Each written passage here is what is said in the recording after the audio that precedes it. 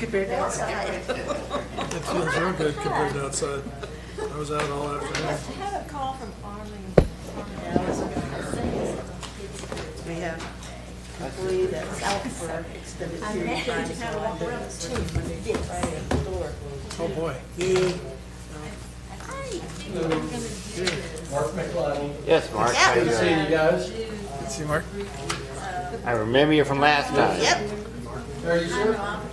Good to be the way. It was a very entertaining funeral today. Oh, yeah?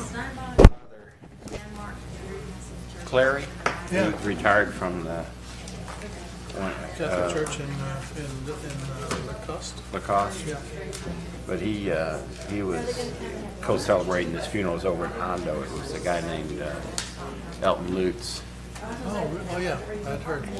and he was married to Mary's cousin who passed away a couple of years ago. Well, I made He got there.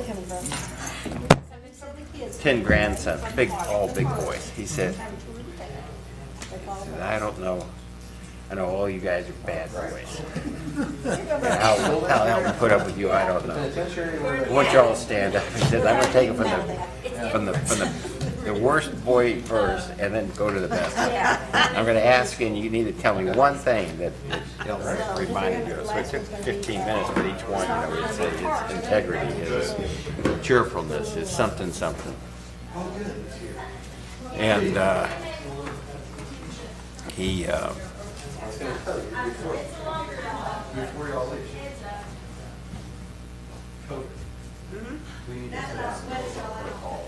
I'm 8 to 2 at the store Monday through Friday.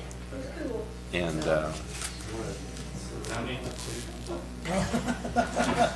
I love the Chi-Chi. Well, I know you've got truck issues. Yeah, my truck's in the shop. You gonna try for tomorrow, or you want to say Thursday? Let's do Thursday. Okay. So Thursday at 3 o'clock. Yeah, pick me up from the store. Y'all want to be in person, or do you want to do this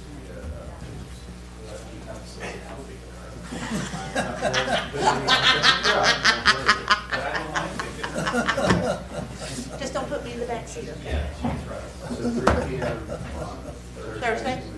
Yeah.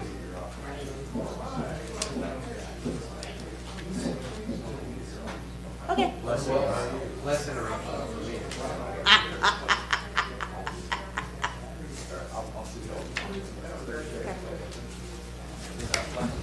Yes.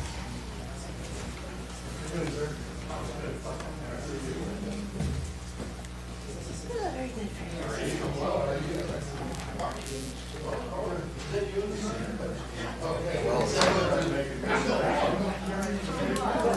Noel's here if you want to give him that.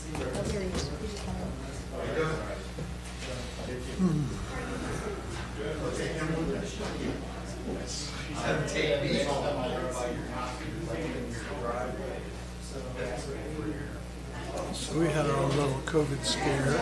My daughter, I saw your, I did post that, yeah. I remember when you came into the store. Yeah, I got scolded a wee bit.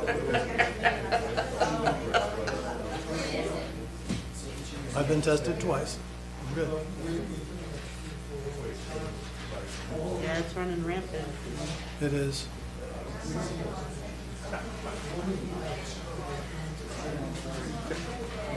The kid's back to school now for his final semester.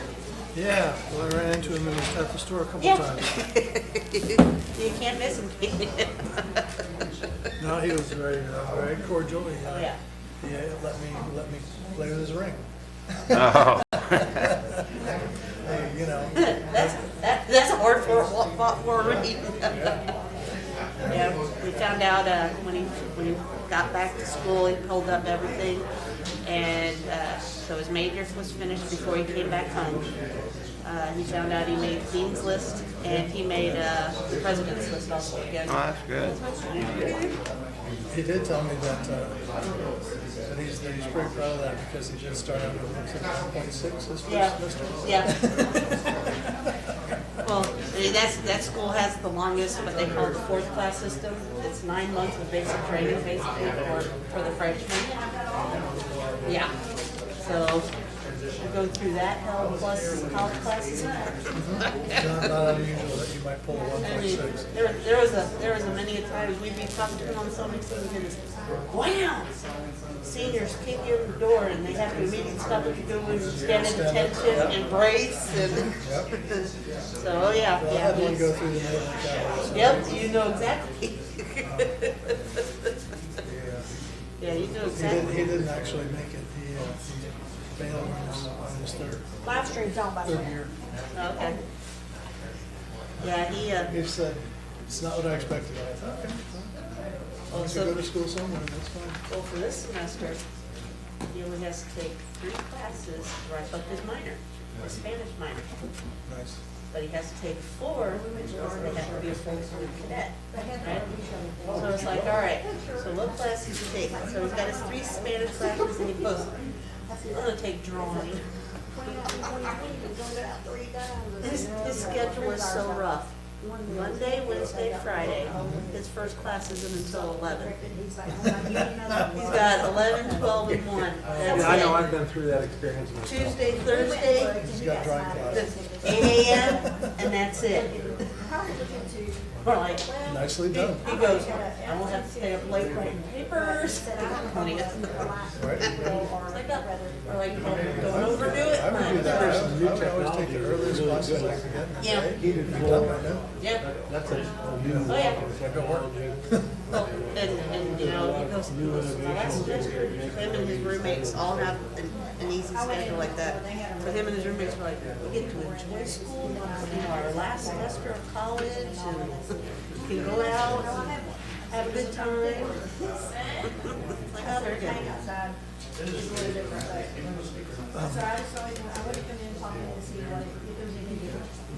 If we change the summary, then we lose the service of the other Yeah, I know. That's why I was keen enough to go to CBS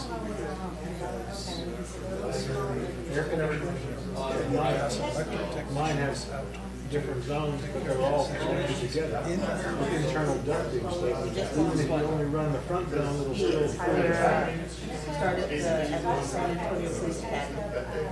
So they're down the bottom. Yeah. So, I actually had a CBS crew come out to my house because we were smelling gas. oh yeah. What distresses me the most, last year, Now how do you, Part of our contract. oh yeah. particular model RV. Yeah, Tyler was, used to have it. On LCRA, I get gas. Tyler, I had I it, mean, it was like it's good for Tyler. I mean, that's, MSRP. Yeah, absolutely. he's doing what his heart wants to do, you know? 2021, it was We shall see. 288,000. That's all we can do. Reminds me of 2022 a is client of mine, a young woman in Boston, an attorney. They won't give you that much money more for them, but they'll sure take your money to tell you. Oh, wow, that's awesome. But she was top of her class in law school. Okay. And I saw a post on LinkedIn. She's going back to school studying nutrition. Oh, yeah. It's like, okay, you know, just walk away from that partner's position. That's just like COVID stuff has burned out a lot of people. So they're turning around. It's going to be something I want to do. Going to a less stressful, I mean, doctors that have been practicing. She was a litigator, so Yeah. that was Right now, Oh, yeah. get them, heavy practice. get on the list. But, They don't I have, they don't testified have for her a it. couple of times. They won't sell what they have because they can't show them. Scott. Hey, Scott, is Darren in his office? but, I just told him 4 minutes, but I think I was wrong. Well, he Nah. said, he's on the call, and he said to do it just as soon as. He's in the building, I don't care, I was more worried he was like in Hondo or something. Good You evening, know, sir. I'll be right there at the start. Had to go around. How you doing? You Take ain't my- late too late, I right? was gonna, no, you're good. now you still be there. You beat Darren, you're okay? Right here, How you, sir? He's in his office. Yeah, a lot of people are shipping gears now. Yeah. Yeah. But I suppose her firm was. When Darren walks in the door, everybody has to clap.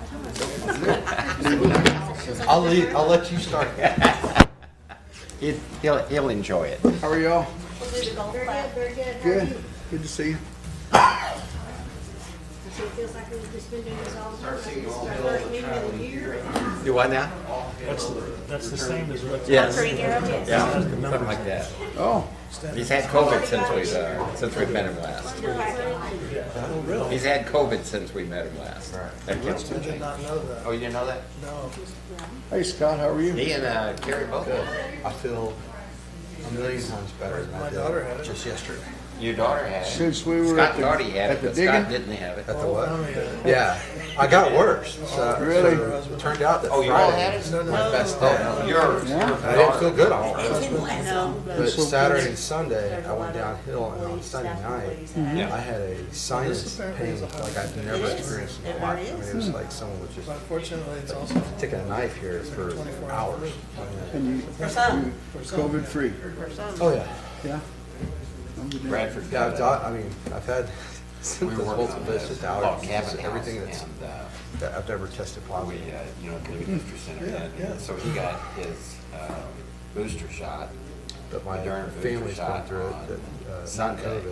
not COVID, but And just on allergies. his butt.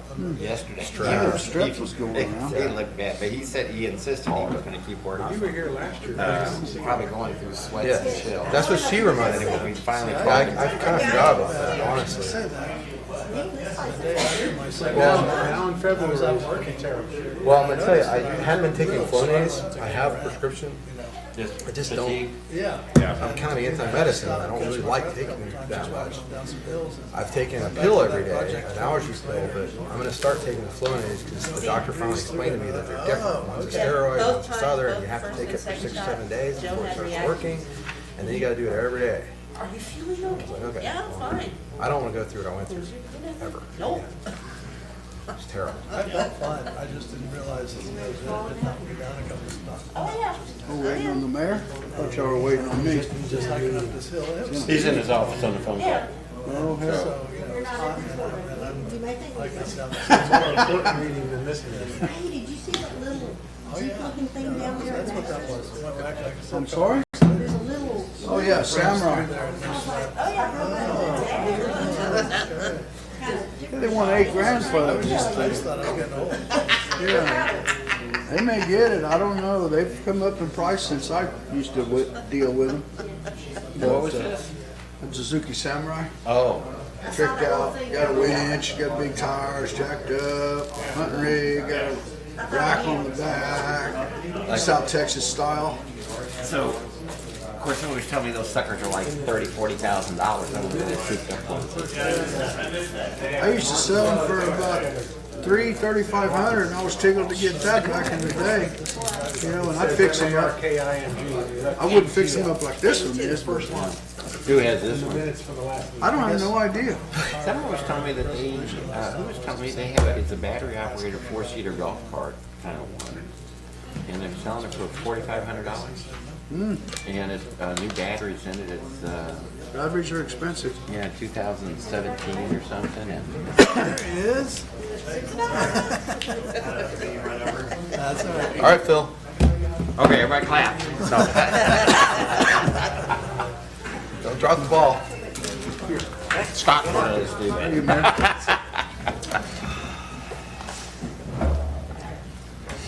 All right.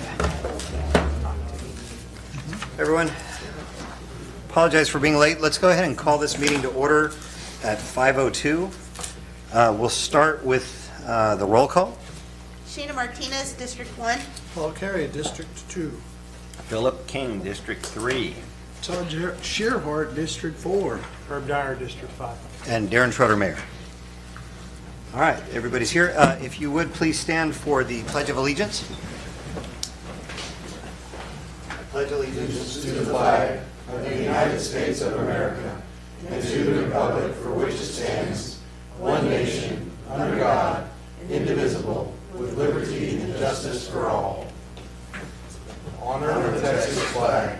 I pledge allegiance to thee, Texas, one state, under God, one and indivisible. Please remain standing. Pastor Mendoza from Vista Community Church. Okay. Is this on? Testing. Well, let's pray. Heavenly Father, we thank you for another day of life. And Lord, we thank you for the cool weather. We know that this is just a reminder that you are a God who is faithful in every season. And Lord, we look to the coming months where the springtime will be upon us. But until then, Lord, we wait patiently upon the work that you're doing, not only in this community, but also in these leaders. Lord, I just pray a blessing over them in this time. I pray, God, that you would give them wisdom, give them character and integrity, Lord, that they might make the best decisions possible for this community. We ask all these things, Jesus, in your name. Amen. Amen. Thank you, Pastor.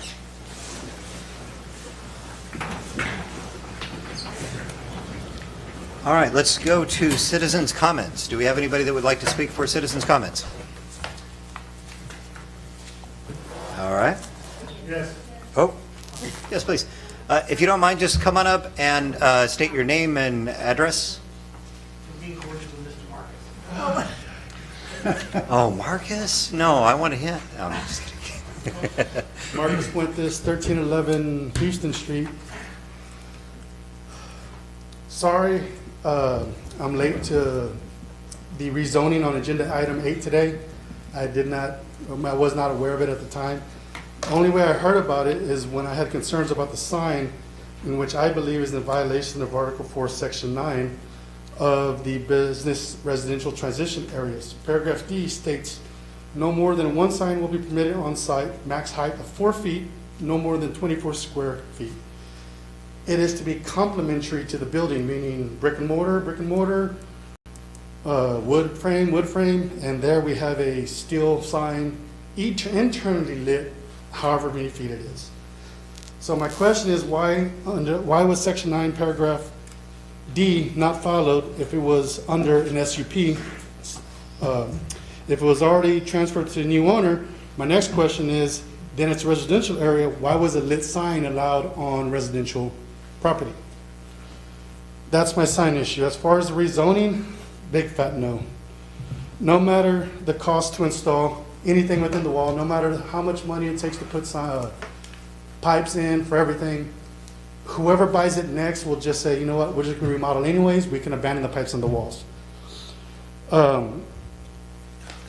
Rezoning to commercial, like some have stated, would not allow the city to vet potential people coming into there. And so, in my opinion, after the new owners, in my opinion, offer the new owners the same SUP, the same SUP, whatever that acronym's for, I already forgot. Special use permit. There you go. And it's business as usual, nothing new. If not, change the word in the CZO to, if like business comes in next, let it transfer. I know it's mentioned, it was something like that in the previous meeting. I've heard some say that just because there's three lots around it already commercial, let's change it anyways. Well, let's look at it the other way. That one lot that's there commercial, there's 5 residential lots touching that one commercial lot. So why not turn that commercial one residential?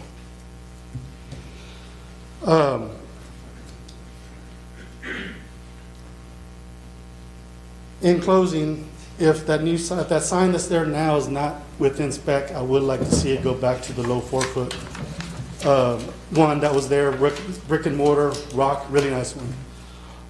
And also, if you're worried about them not being able to conduct business without SUP, just ask Terry Dickerson or Anna Warren if they have one for their businesses that they're in now that was not granted them when they were not granted SUP when they took over their businesses. Thank you. Thanks.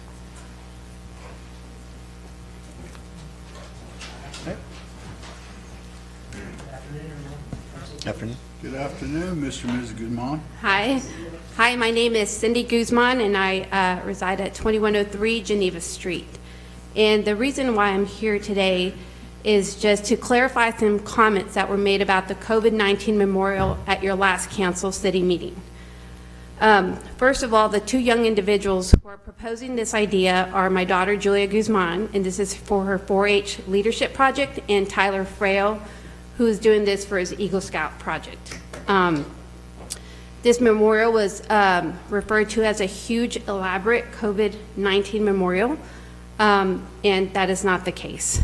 It may have been the case at the first meeting that they had with the Parks and Recreation Board, and they had a total of 3 meetings, and they scaled down the memorial, and it is something quite beautiful and something I think you guys would like. But I'm not here to present the memorial. And I'm also not here to dispute the location. I'm just here to clarify the comments, and I would like corrections to be made.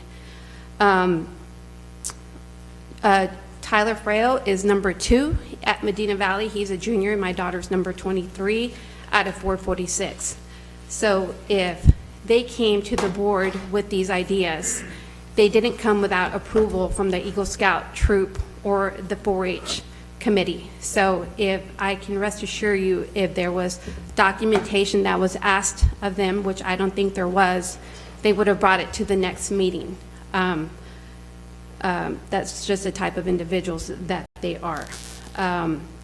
So a comment was made about fierce opposition. We were not, I hadn't heard that, because the way the location came to be at September Square was by recommendation of the Parks and Recreation Board. The initial location that was proposed was Regional Park, and we just went through the motions, and I was only at the first meeting because the kids wanted to present to the Parks and Board Recreation by themselves. They didn't want a parent in there. They wanted to do this on their own. So I don't know what council board members were there, but I can assure you that they went through the proper steps to try to present in front of you guys. There was also a comment made that they did not appear at the board meetings, and that was not the case. There was a meeting in November, I believe, or October, and we were told not to come to the meeting because there was not enough folks to form a quorum. So that is why they did not appear. So there has been plenty of conversation with Devin and working with Devin, but these kids are not the type of kids that are just going to come up and plan some elaborate scheme for Castroville on their own will and without the proper approval. And if they say they're going to show up to a meeting, they're going to show up to a meeting, and if they cannot make the meeting, they have the courtesy to tell Devin and the board members that they cannot be there. Julia is very involved with school and play sports, and Tyler Frail was the band major for the school, so it was hard for him to make some of the meetings in the fall. But that's why I am here. If I'm not here to dispute locations, I'm just here to make sure that the comments made, that you guys were clear on the type of kids that you're dealing with, and that these kids are very proud and proud of the work that they've done, and it's been a huge learning experience for them, and we thank the Parks and Board Recreation, because the first meeting, they may have been a little unprepared, but with the guidance and recommendations, they came back, and every time they came back with something better and what was asked of them. So let me see here. And last but not least, the Castroville 4-H meetings are held at American Legion. We love our vets. And my father-in-law is a vet. My grandpa is a veteran. And my nephew now also serves for the U.S. Army. We bought pavers that are in the veteran walkway, as well as our family is in the family walkway at September Square. Although I'm from the Rio Grande Valley, Castroville is my home. And my kids were born and raised here, and I love this community. So if I can't live with my parents in Mission, Texas, this is a place that I would love to be. So we cut the yard for American Legion, and we do a lot. The Castroville 4-H made packets for troops serving overseas. We just made goodie bags for the F-16 fighter pilots in training and their instructors. So we value our veterans, and we value our current service members. So I just wasn't pleased with the tone of what was proposed. I just want to make sure that you guys know that it's in no way, we don't want to step out of our boundaries, but I just want you to know that Julie and Tyler didn't get a chance to introduce themselves and their project and the steps they took. So I just want to make sure and clarify. Great. Thanks. Thank you. Please. Regarding COVID, I don't think it's a secret that it's all around us and it impacts many people. Had an opportunity to talk with the funeral home here, and there's a lot of people who succumbed to COVID right here in Castroville and Medina County. We want to honor those folks, let alone the 800,000 in the United States so far. My kids, Julia does not know we're here because we told her if this is something you want to do, then you need to do it. Now, 16 years old, you guys are intimidating. Hell, at 53, you're intimidating. And so I'm just asking you, guide them where they need to go. If they're going the wrong direction, the parks folks have been great. And we want to help them too. But at the end of the day, it sounds like to me that it's a dispute over the location. It doesn't sound like y'all are opposed to the idea unless I'm wrong. That's a question. So we haven't had, council can't respond because it's not on the agenda. Gotcha. I'll just tell you that there's been no formal presentation to the council yet. The Okay. only group that's seen anything, something is the Parks Board, and one council member represents, is a liaison to the Parks Board, but that's Okay. the only person that had any insight. to Can that. I ask you a question? Sure. What steps would you recommend for these kids to follow? Well, I think the best way to deal with this, if it's all right, we definitely want to address it. The kids are doing a great thing. They're trying to figure out how to make their way in life, and this is a great experience for them. I agree. So I think that let's address it afterward. And I was at that first meeting when they came in, and I know that we all want to try and figure out how we can empower them to do something that's very important to them. So Sure.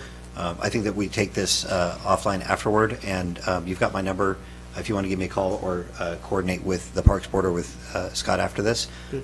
Then we'll figure out a way to Yeah, keep it moving unfortunately, forward. she's got a soccer game, so we're going to go to that right now. But Good. thank you for Well, all I your know time. Patrick, with the Parks Board, is planning to speak tonight, I think, on this subject. Okay. As well to the council, so he'll speak to us.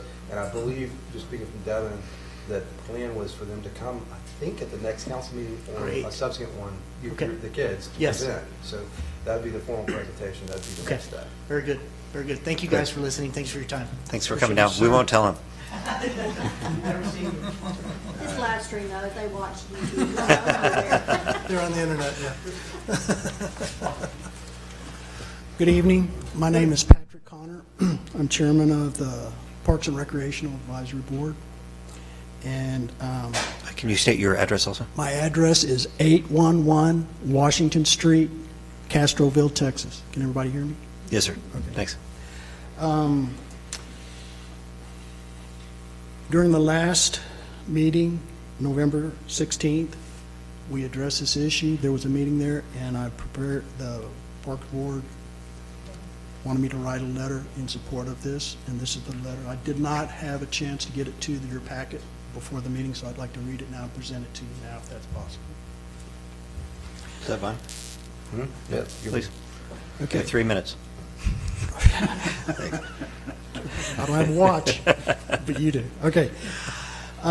Dear Mayor, City Council, and City Administrator, Julie Guzman and Tyler Frail, both Medina Valley students, first met the City Council. Patrick, can you speak up a little bit?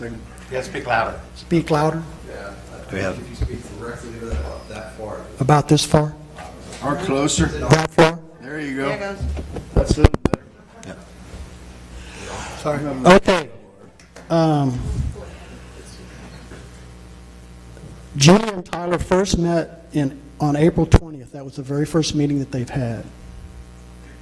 They presented their ideas and concepts for a memorial for first responder. Okay, it was a memorial honoring medical personnel, first responders, essential workers who've lost their lives during the COVID pandemic. This is a collaborative project. It's a 4-H project for Julia and an Eagle Scout project for Tyler. They are working with Devin, the Parks Director, and they have met with the Park Board a total of 3 times. Following the guidance from Devin and the Park Board, their original concept has been refined and changed prior to each meeting. So each time they work with us, we give them emphasis and suggestions on how to improve it and make it better. and they've followed those instructions. During the regular called Park Board meeting on November 16th, they presented their last general concept and location in September Square. See attached photos, and I've got those. The Park Board unanimously approved the latest general concept and September Square location for the memorial honoring medical personnel, first responders, essential workers who have lost their lives during the COVID pandemic. The Park Board, however, recommended that Julia and Tyler need to provide more specific details prior to their presentation of this project to the City Council. They need to develop specific details such as schematic drawings with dimensions, maps, plans, designs, a timeline for completion, identify the sources of pledges and support and donations, maintenance requirements, who will perform the maintenance after the installation. Currently, the Park Board is waiting for the above details prior to scheduling a presentation with the City Council. And we will review those before they go to the City Council. Please share any questions and concerns and comments you have. I'm happy to discuss this and any other parks and recreation issues with you. Will you send that to me separately afterwards so I can report it to the council? Say again? Will you send that report to me afterwards so I can send it to the council? Just send it to me electronically. Yes, I have to send it out. Or scan it. Thank you. Thank you, Patrick. Great. Any other questions? Thank you, sir. All right, anybody else?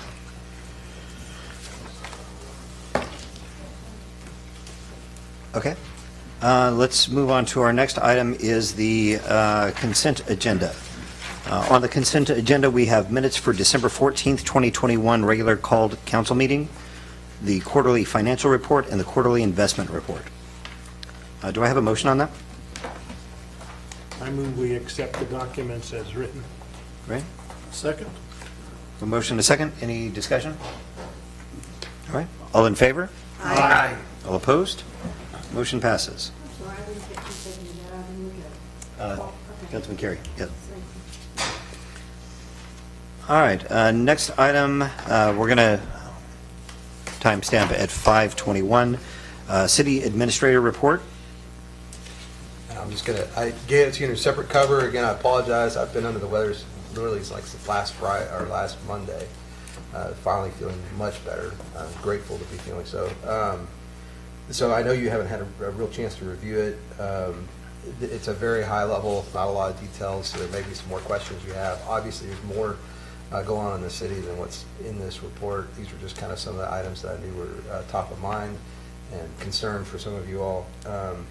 One of the things I'll mention, two kind of important things. One is the Public Works manpower shortage. We did have a resignation from our electric department. That leaves us with one person in electric. It's normally it should be a 4-person department. So that's going to be an issue, and we will resolve it as quickly as we can. But we've had open positions for, in some cases, over a year without any qualified applicants. So it's partially a pay issue, and part of it's just an availability of resources. There's not people who want to do that job these days. Yes, sir. How does our pay compare to surrounding cities? I think we're a couple of dollars below Hondo. We need to make it. Right. Well, we've talked about that and looked at that. So we'll be reevaluating as we go through this newest issue. So just to make you aware of that, and then the other thing was the fence at the airport. I had hoped that would be done by now. That was the original agreement that we kind of prolonged and let them do. Unfortunately, the farmer, Joey Lehman, has sold his interest to his father, Mark. I have a meeting with the airport director and Mr. Mark Lehman on Thursday to talk about this. So I will be bringing you updated information after that meeting. So would that mean we have to have a new agreement? I don't know what it means because there's also pending development at the airport that we need to discuss with the farmer and talk to him about his time frame and their time frame, and at what point would he lose interest in farming the remaining land at the airport. So all of that's going to be part of our discussion on Thursday. But, Great. There's obviously, if you have any questions on these other items, I'm prepared to speak to them. All right, any discussion on any of these items? Questions? No, the only discussion I would have would be what Scott and Councilman Dar reiterated about, are we competitive in all phases, I guess, of public works, not just electrical? Well, y'all had done a fairly significant pay raise before I got here. I think you went like $5, is that right? It was a pretty significant raise. It's like the entry level went, well, I can't remember, but it was a pretty significant raise. And so we were pretty on par at the time. And it really depends on when you compare entry level versus, someone with some experience. So that's, like I said, that's something we need to review. And I think on the entry level, we're pretty competitive. Really? The issue is, one, getting people to entry-level lineman work, whether it's water, sewer, or electric. It's just a dying breed. There's just less people interested in doing that skilled manual labor. And then if you're trying to recruit someone who actually has some experience, we have been a little more responsive. So to some of the folks who applied, we've countered and that kind of thing, but haven't been successful yet. So. Well, we're down to one person. How long are we going to have him? Well, it's Tom, and He's probably got a sour taste in his mouth. Tom? Yeah. That's who's left? Yeah. Oh, my God. Yeah, he's top of the food chain over there. But, Yeah, I was going to say, that's the last. Yeah. We work him really hard, poor Tom. Golly. Yeah. I hate to see Tyler go. I don't think he's Tyler planning was on a going kid. anywhere, but I also know he's not happy. So Yeah. we gotta bring him some help as soon as possible. Yeah. Okay. So what I'd really like to do as we go forward with these, and we've talked about this, we'll be talking about this more next council meeting with the strategic initiatives, is putting some dates to these, putting some programs behind them to make sure that we are filling them in. So I know that Scott and our department heads are really pushing on this. It's a problem. We're in the middle of the Great Resignation, and that just compounds the issues. So it's been a big challenge. We understand that, but we still need to deal with it. So. I wish we'd have known we were $2 shy of Honda when we were doing budgeting. Well, I need to get those numbers together and see how competitive. Because again, I don't think it's across the board. It depends on what level you're looking at, or journeyman, or entry level, or Okay. Well, then you have. But Tyler was, And this person didn't understand that the people that have left electric so far, which I think there have been 3, not all during my tenure, but there have been 3. They've all left for different careers. They aren't leaving to go work for Honda for more money. They're just leaving to go do something entirely different. but we So- got to make it pretty attractive. I mean, we Right. got to be competitive. Right.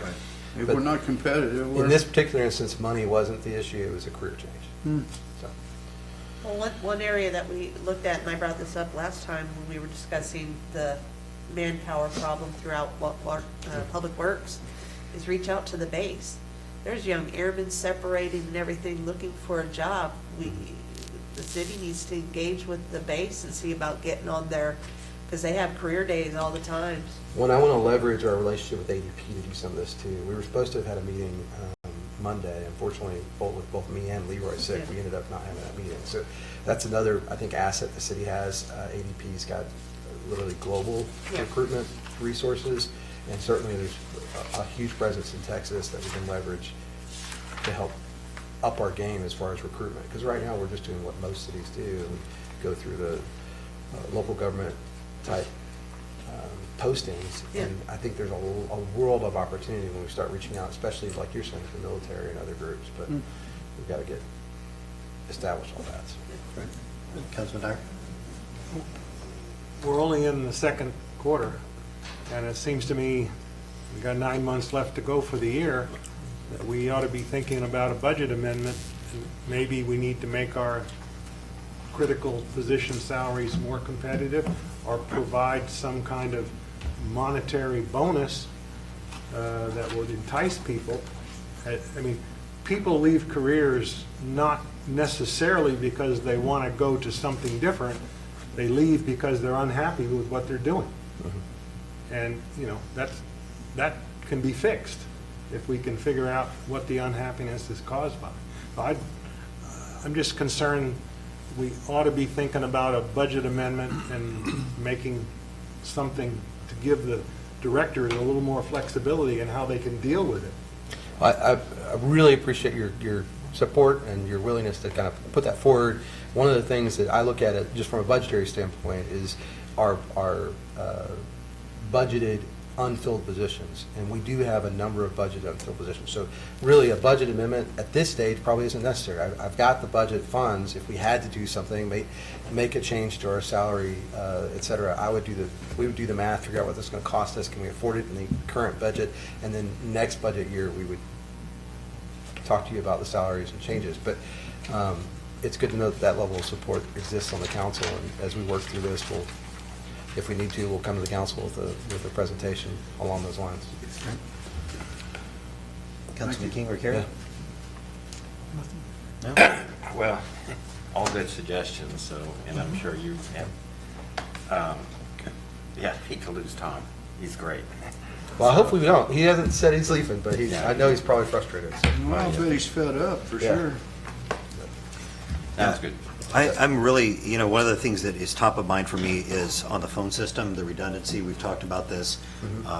In our times of most critical need, people are not able to get through. I know that you're working on that, so I want to call that out and just make sure that people understand. We know that it's an issue. We are working on this, but this is one thing that I want to put a timeline to. Well, admittedly, it's taken a lot longer than it should, I think, to come Agreed. to a solution. So, yeah. I'm very displeased with that, not with staff, but with vendor support, right? Okay.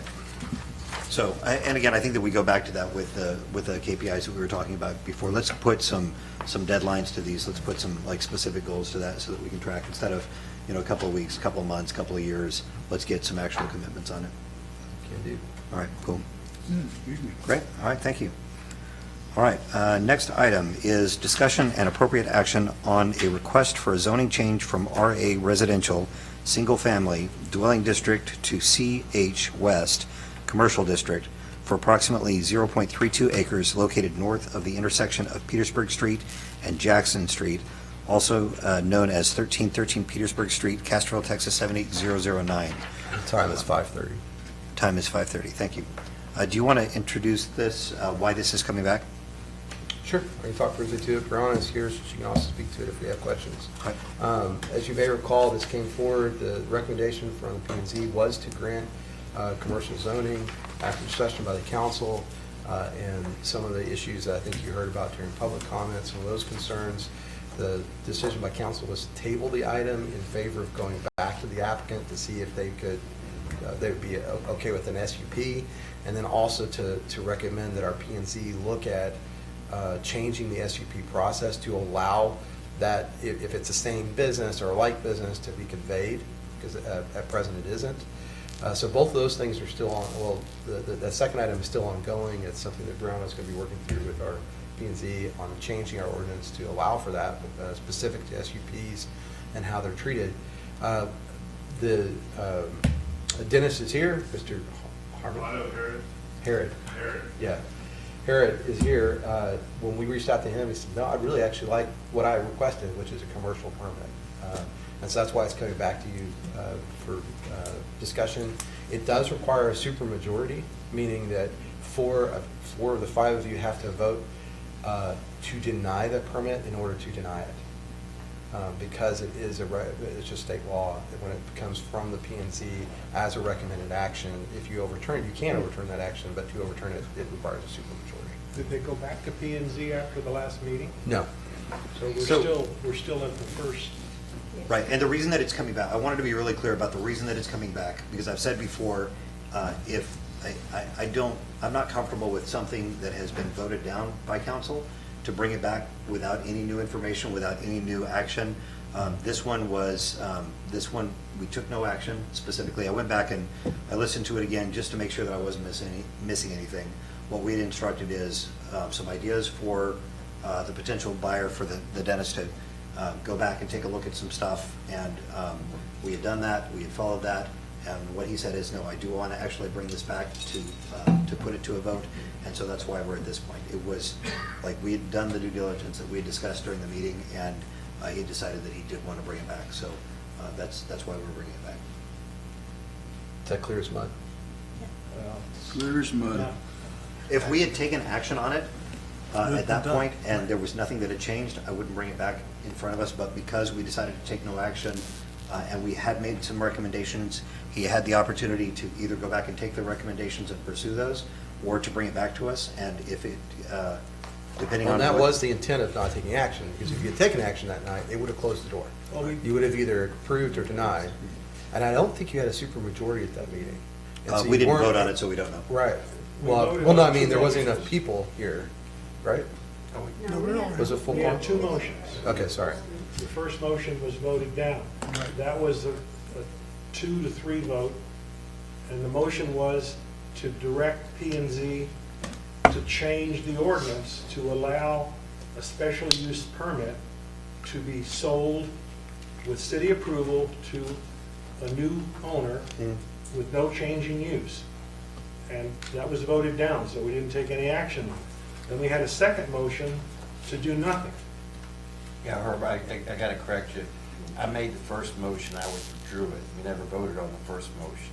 And then the second motion was just to table it, because in our discussion, it was like, really, we shouldn't be doing this. So I withdrew the first motion, and then we had a motion to table it, and we voted to table it. No. As far as, I made the first motion. what's the term? Take no So in action. this, in the minutes you just approved, Yeah. the first motion was made by you to table the item and have staff to communicate with new owner on requesting a SUP, specific use permit. Councilman King changed his motion before there was a second. And then you turned around and made a motion, and seconded by Mr. Shearhart, Councilman Shearhart, to take no action. That you didn't table it, you took no action. Sorry, correct. And Yeah. it was 4-1, with Mr. I Dyer think that's, voting against. is that because it was not, the item on the agenda was not an SUP, it was a granting or not of the zoning. So you couldn't take, the action that's being proposed couldn't be taken because that wasn't the item. The item was yes or no on the, So tonight, we're doing the same action. It's coming in again, the same with the recommendation. I have a question. For zoning change. yes. Scott, related to the supermajority, when the Tarde Hotel came before us, that whole thing about the attorney thought we may or may not need, she checked and said we did not need a supermajority. What is voting, because that was also sent to us as a recommendation. But that was not a zoning change, that was an SUP. So you that don't makes need- a difference. Yeah, that's. And please don't ask me to weigh in on legal issues because. No, I'm just saying, but that's. Yes, I believe that's correct. That's, So specifically, we know for sure that to vote down a zoning change, it has to be a supermajority. yeah, I believe Not for that an was SUP. delivered under separate cover at the meeting. So the last meeting you had, the attorney had done this email and I printed it out for in front of you at the last meeting. I can pull that up if you need it. You can reprint it. Well, I don't remember any discussion of that. I remember reading, in fact, I think it's in the minutes, but I don't remember her to discuss the supermajority needed to vote. We didn't. We did not. So Yeah, after was we discussed, decided to it's take just- no action and we gave some instructions to staff, they did go back and they spoke with Omar and he decided that he wanted to bring it back in front of us as a request for a zoning change. So that's why, I just wanted to make sure that I gave context to where that is. Again, if nothing had changed, I wouldn't bring it back just to say, hey, so what about now? This has been, we have gone through the instructions and he is asking us to make a vote on it tonight. Can we hear from Brianna? Was there anything else that we missed on that you wanted to cover? No, I think that was pretty much just on everything. Nothing has changed from the request that y'all saw last time. So, except for Mr. Harold is here to speak tonight for all questions because he wasn't here last time. Okay, great. Did you want to just kind of tell us where you're coming from? Explain. So my name is Otto Harrod. I'm the dentist at 1313 Petersburg Street. I purchased that building. And part of the requirements from the bank is that they said that they wanted me to request a zoning change, you know, just because it is a commercial, I mean, it was a commercial loan. So they looked at it and they said, okay, well, what is this? It's a residential property. But it, you know, it like doesn't look right on bank paperwork for it not to be. And I'm actually surrounded by commercial properties to my right, to my left, and in front of me. So that, I mean, that's kind of like my argument. The guy next to me has actually got more residential property around him than I do. And, you know, it's a, I mean, it's a commercial loan. So, I mean, the bank wants to see it. I mean, I wouldn't say that, oh, well, that's the reason why you should approve it, but, you know, all around me is commercial property. And, you know, we're pretty much right off the highway, too. It's not gonna be sold into a, you know, chicken business, you know, it's gonna be a dental office.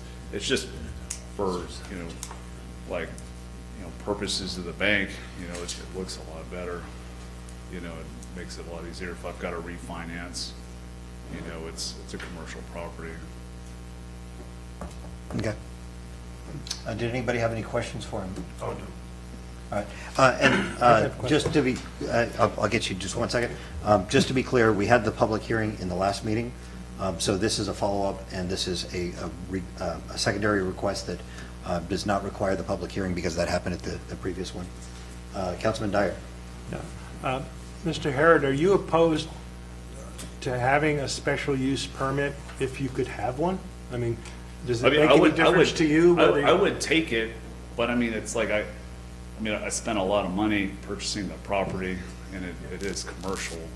And I mean, I think for, you know, if I refinance, you know, they're going to look at that. You know, that's like one of the first things they look at, and they'll look at my plot and they say, hey, well, you got a residential lot and you're surrounded on all three sides by commercial that looks iffy, right? I guess it looks my like question though something's is, would we be putting an undue hardship on you as the new owner if we asked you to reapply for a special use permit because you're in a residential transition area? You're in a special place in the city. There's not many of them. right. And if we said to you, would you consider resubmitting a new request so we could consider giving you a new one? Would it be a hardship on you? Would it cause you more expense than you're paying now? I know you're way down the road, and we're an obstacle to you opening your business.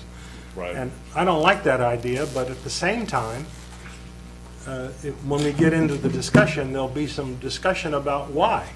Right. It's really got nothing to do with you. It's just a fact we got to discuss. But anyway, would it create an undue hardship on you to have a new request for a special use permit? You know, I would say that it just would be much more in my favor if it were a commercial property versus a special use property. I'm just saying something, you think about it, like if something were to ever happen to me and my wife had to sell my business, it would be more of an obstacle for her to sell it. It's always going to be a dental office just because the amount of money invested in, you know, building that infrastructure into that building. But, you know, like in the future, it would make our lives a lot better, because it's like one of those things where like, oh, whoa, what is that? It's a residential property and you've got commercial all around you. It doesn't, I mean, you know, it doesn't look right from a banking perspective, you know, if I were to sell it. Anything else, Councilman Dyer? That's the only question I have. Great. for him. Councilman King? A couple of questions. One is, I got one. right now, I was a little confused what you said. I'm okay with that. I got some discussion when you.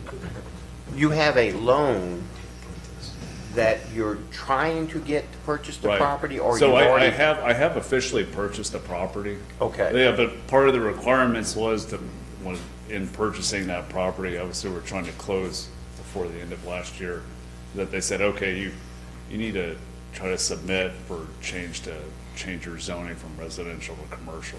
Okay, so it's just a try to, but that was not a condition of the loan, that it Right. be commercial. Okay, I understand that. One of the things I brought up last time is that you said it's always going to be the dentist office, but the concern is that 25 years from now, it's commercial. So Right. a chicken place, a vape shop like across the street. Why's it got to be a Right. chicken place? But it could be, anything. It could be an adult establishment. Okay.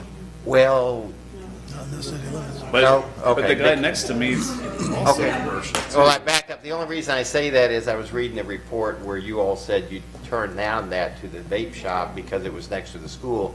That would imply to me that that was why it was turned down. It was because it was next to the school, not because you can't do it.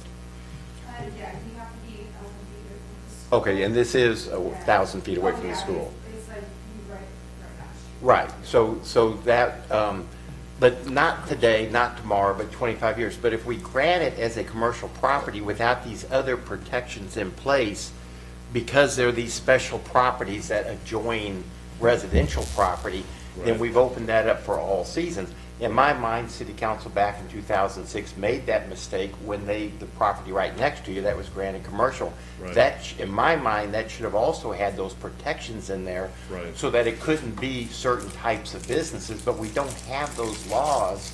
My understanding is we don't have those protections in place now. So if we can get a special use permit on it, then we can go through that process that we need to do to cover these things. Then we would be able to make it into a commercial property down the road. We just don't have those protections now. But do you understand where I'm coming from on that? Right. Yeah, I mean, and like if it was your business or your asset, you would want it to be a commercial property because Right. obviously it makes it more valuable too. I mean, helps me bring in business, Oh, yeah, and pay I have no- taxes and all of that stuff If too. if we had those protections now, I would Right. vote yes, but because we don't have those protections about what that property can be in the future, because once we make this vote and do that, if we said commercial, then we don't have the ability to safeguard to your neighbors behind you, the residential neighbors, Right. these safeguards, because they're not there. If we could get those safeguards in place, and then a year from now, you apply for the Like, for the what do you commercial mean one. in regards to safeguards? Like, just like a clause saying it can't be a. Well, what we had strip discussed club or doing something like was, that? right now, there's provision in in our ordinances that allow where you are as a commercial buffer zone. So it allows commercial business within specific parameters, but it's got to be done through a special use permit. Right. So what we had talked about last time is actually solidifying that in the ordinance and saying these are the things that would be allowed in the buffer zone, which is exactly where you are, and saying dentist's office is one of the things that is allowed in that zone. So it would be, What else would be allowed in that zone too? it's the same things that would be in the special use permit. Like in the special use permit, if you look up in our codes, it has very specific things that you can do in there. The dentist, it's low impact. The idea of having a buffer zone is to have low impact commercial, law office, a dentist office, something low traffic, low noise, low encroachment to the neighbors, something basically that the neighbors don't realize is actually there. So how did the Masters get their property zone commercial? You know, unfortunately, that's one of the things that we can't take responsibility for what happened in previous councils, and they made decisions that we may or may not agree with, and Right. so with that, I don't think that it's how it happened. There are people that agree with it, there are people that disagree with it, and the fact is that it was voted in at that point. But we are where we are right now, understanding that you do have somebody next to you that is zoned commercial that could build anything that is available commercially that would encroach on the neighbors because of the decision that was made years ago by a previous council. And I think that there's different levels of concern throughout the council about how much impact that might have. Again, not with what you're doing. What you're doing is great. We appreciate you being there. It's really subsequent owners that I think is the concern, if I'm reading what you're saying correctly. Yeah, and that was it. It's everything we have to do, it's in accordance to law. But once Right. we vote for it, Yeah. then we can't take it back. Right. But if we could put these safeguards in place, Right. specifically saying what type, low impact type, yours would be part of that, a doctor's office, a law office, those are low impact. But because it's not tomorrow, it's not next year, it's 25 and 30 years from now. We can't change it once we grant it. And that's why, in my mind, I think we need to put these protections in before we grant it commercial. Yes, it's granted as a commercial property in the. I just like to say too is that it would help me make improvements on the building too. You know, like if I've got to take out a loan, you know, against my equity with the bank, you know, they're going to look at those things too. So Understand. it will help me there. So that's. All right, do we have any other questions for him? I just wanted to let you, so what I just handed out was prior to that last meeting, since the attorney was not able to be present, she did prepare some notes and comments for you, answering specific questions regarding the grant or denial of the request. So you may want to peruse those before Actually, let's you. just take a moment, let everybody, if you have not already reviewed this, please go through it, and then let me know when you're ready, and then we'll resume the discussion.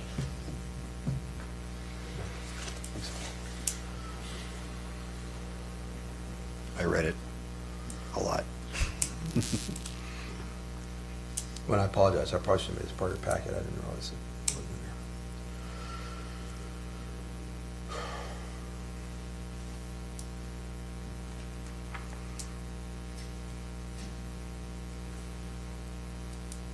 Did it get colder outside? Oh, stay up there.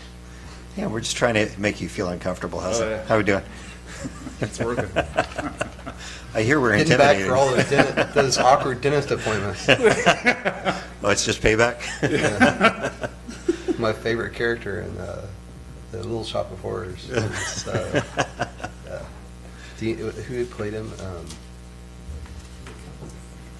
Steve Martin. Yeah. It's great.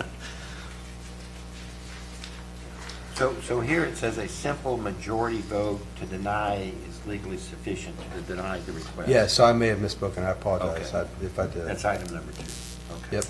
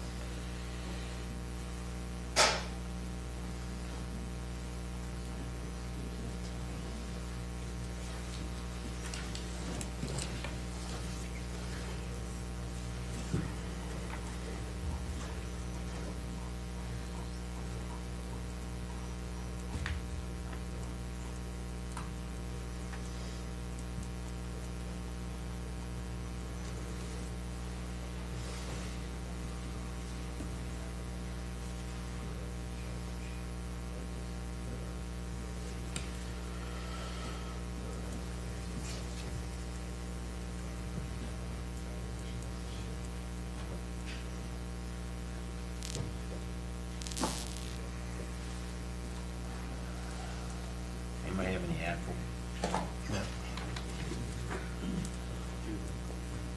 Just let me know when you're done and ready to resume. I'm done.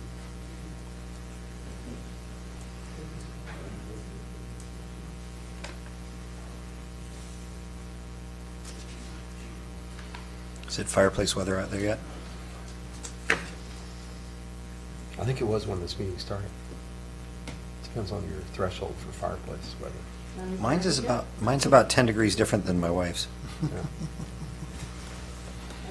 because I'm warm-blooded. Yeah. She's the other one. I'm good. You ready? All right. Okay, and I'm finished with questions. All right. Either of you? Good? I don't have any questions, thank you. Yeah, I don't have any questions. Any other discussion? For him or on the action? Anything else for him? No. Okay, great, thanks. Thank you very much. All right, discussion with the council. Councilman Dyer? Okay. I think that past city councils have gone to great lengths over the years to put into the ordinance protections for the city to cover these residential transition areas, and for the most part, I think they've worked fairly well. If we allow this request to be approved and change it from a special use permit to a commercial, we lose all the protections. We, the city, lose all the protections that were built into the ordinance since 2005. And I think if you really look at it, there's a lot in there. And I'll give you an example. If you look in the packet, there's a picture of the dental office. And it has a very nice looking sign in front of it. That's the same motif. It's wooden. It follows all of the requirements that are in the ordinance. It's an excellent picture. I drove by today, and this is the picture, if you want to pass it down, this is the picture of the new sign. This new sign Well, first of all, the old sign's gone. It's gone. And this new sign is in its place. This new sign is way taller than 4 feet, as was pointed out during citizens' comments. It's made of metal. It doesn't match the motif of the building. It's a nice sign, and I'm sure it will be very efficient in helping the new owner to attract business. And I'm not critical about the sign, except it's a non-compliant sign. Why do I raise that issue? Because this is a good example of how we lose control. We haven't even voted yet, and the city has already lost control, and this now has a non-compliant sign that should be torn down and replaced with a more compliant sign, in my opinion. So I can't support the motion to approve commercial. And I still believe that it would be appropriate for City Council to direct P&Z to go and consider a change to the ordinance, and at least come back and discuss it with us, instead of just letting it be ignored. The ordinance needs revision, because That this is is... being done. I just want to clarify, that part of it is being done. Oh, it is? They are reviewing it? It's going to be on an agenda, and they're going to give us... It is being reviewed, and it'll be up to P&Z to make that decision, but yes. I'm sorry that this may cause delay for the new owner. That's not my intent, but I believe we cannot afford to be in a situation where we set a precedent now. We have a number of changes. We've got new owners in several of the buildings that are in the transition zone, and we're going to lose all those protections if we go this way. So I recommend we vote no on the commercial, and that we ask P&Z to come in with a recommended change that would allow for special use permits to be sold with prior city permission and no changes in use. That seems like a pretty reasonable thing to consider. Thank you. Anybody else? Discussion? No, I don't. I feel the same way as Councilman Dar does. I've heard from my constituents in the area, and they are very concerned about the city losing control if we switch it to commercial. They've made comments to me about, well, we had a gas station, now it's a chicken place. Stuff can change in a heartbeat if you have enough money. The sign popping up, why wasn't that approved through us like it's supposed to be? You know, especially when there's a big change like that. I really got to take care of my people, and we need to do the SUP. Remain it that way, because otherwise, you know, like the gentleman said, if something happens to him down the road and his wife sells the business, who's to say they don't come in and put something else in there that, you know, would not be kosher? So.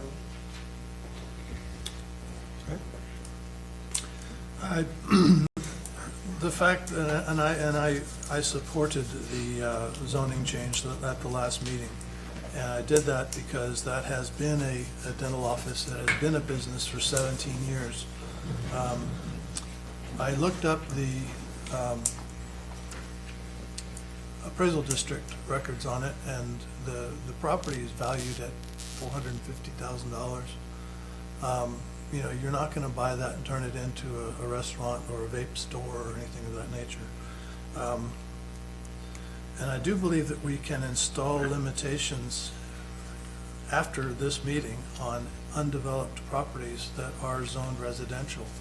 In fact, I have to run this by the attorney to know if we can even put those kind of limitations on properties that are already developed, commercial properties. I don't know the answer to that question. We do have buffer requirements in these buffer zones in place, with, you know, higher walls and vegetation and clearance distances between any of the commercial operations and the residential properties. And you know, as far as Dr. Harrod's situation, his with our SUP situation as it is, his SUP is already gone. that's, it's not a matter of, can we preserve it? We would have to somehow or another authorize his operation between now and the time we rewrite the SUP ordinance. And lastly, that property is like 92 feet from Highway 90 right away, and as the doctor has mentioned, the property next door is already residential and commercial on that, and the area is already a heavy traffic area with the post office across the street. So it made sense to me to grant that. That's all.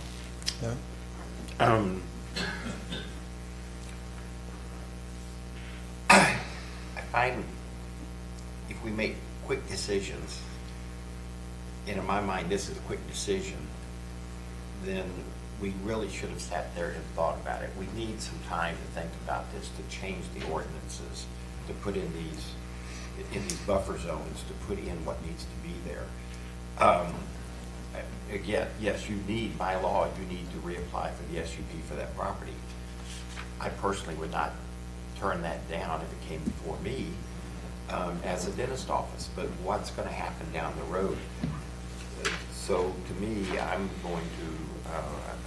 opposed to changing it to commercial now until these protections are placed or are made in these buffer zones. Because down the road, we don't know.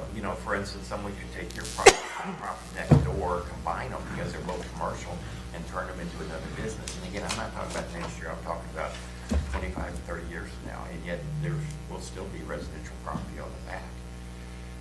So those are the things that can kind of go through my mind. So can I make a motion? Please. I would like to make a motion to deny the request for the change in zoning of the property at 1313 Petersburg Street. Does that cover it? Yes. Yep. Do I have a second? Second. All right, further discussion? All in favor? Aye. All opposed? I abstain. Abstain? Okay. Motion passes, correct? Have I missed anything? No. Okay, motion passes. And Brianna can instruct you on how to move forward. Thank you for coming down. I appreciate your time. And I'm sorry that it didn't work out the way that you wanted. We'll find a way to work with you as much as we can.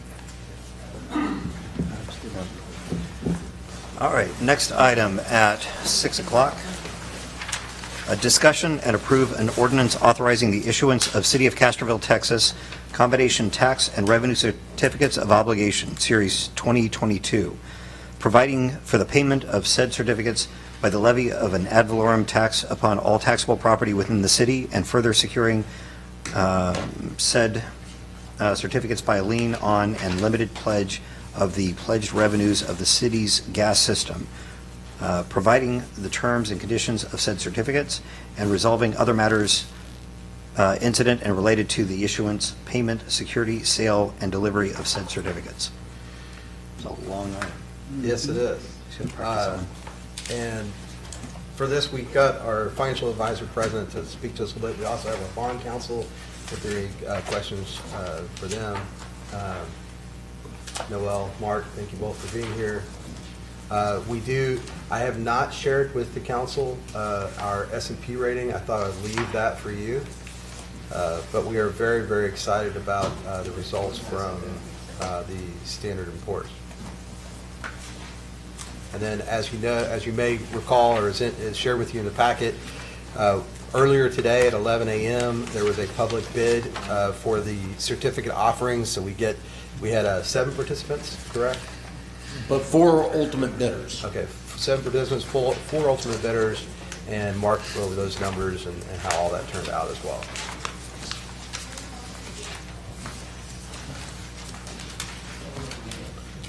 My name is Mark McLeany, and I'm with Samco Capital Markets. I work with the city as financial advisor. Noel Valdez is here as McCall Parker's partner with Clay Benford. Did the legal work on this from the get-go, and several other, lots of other legal work for y'all. I've given you several handouts, or 2 handouts to start with. At your all's permission, we did the notice of intention a couple months ago. And once we got that process started, we went straight to Standard & Poor's with your audits, with your financial information, with your taxable value information, with what's going on with Alsatian Oaks. We had a interview or questionnaire put out that Scott and Leroy put responses to, and then we had a interview with them.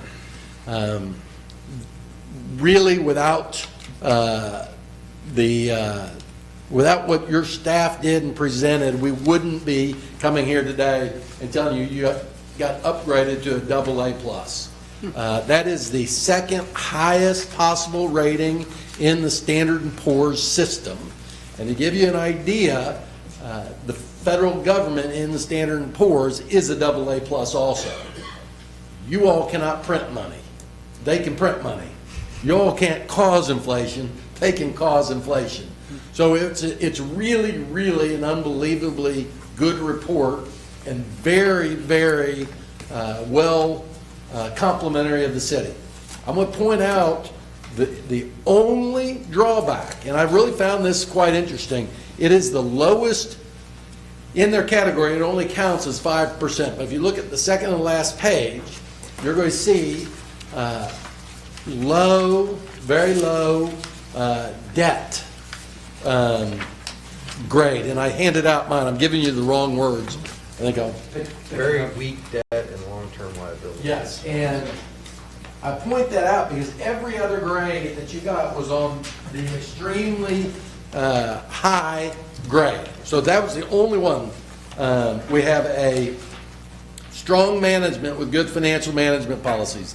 Budget performance is solid with very strong reserves.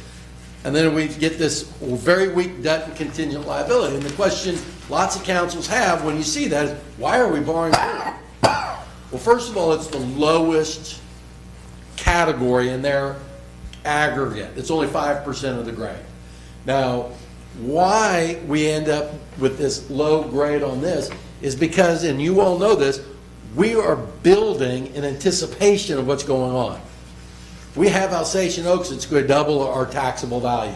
Well, they have to look at us as, in their grading system, a snapshot of where we are right now. So in light of that, so our values compared to the debt is going to be low, but when we double that value, then we get it back to where we should be. So it really was the performance of the information that your staff put together with Alsatian Oaks and what's going on and the developments that's going on that gave them the comfort to take us to the AA+. And I said, if that was a problem, this weak debt, if that was a problem, there was no way they'd give us an upgrade. So it was really, really a pleasant surprise. And I think it's worth reading through the entire rating report. Standard & Poor's has to make our rating comparable to a rating in California, to Illinois, to North Carolina, to Maine. So they can't have a AA+ in Maine that is different than Castroville's AA+. So it is really a feather in your all's cap, and it helps drive. It's a measurement of how much risk it is. And it's a AA+ is considered nearly riskless. Well, that takes us to the second item. The second item, it looks like this. So at 11 o'clock, as Scott was saying, we went out for bid. Now, we ended up with 4 bids. Numbers we ran in preparation of all of this were at 3 1/4. If you look here, we ended up at 193. Now, there's 2 reasons for that. One, we had seen and we had talked about what's going on inflation-wise. The Fed's going to raise rates. So we always want to under-promise and overperform. So we want to be conservative on that. However, taking us from a riskier asset class to that AA plus drives down the risk reward requirements for the underwriters. So they bid more aggressively. If you look at the first three bids, 193, 198, and then 228. 228 was kind of the odd one out. So our award, what we're recommending is to award to Raymond James as the low bidder. Now, where does this compare to where we were when we looked at these numbers? And I don't want to, well, I'll give it I'll pass it out. I'm going to you to certain columns, just like we did before.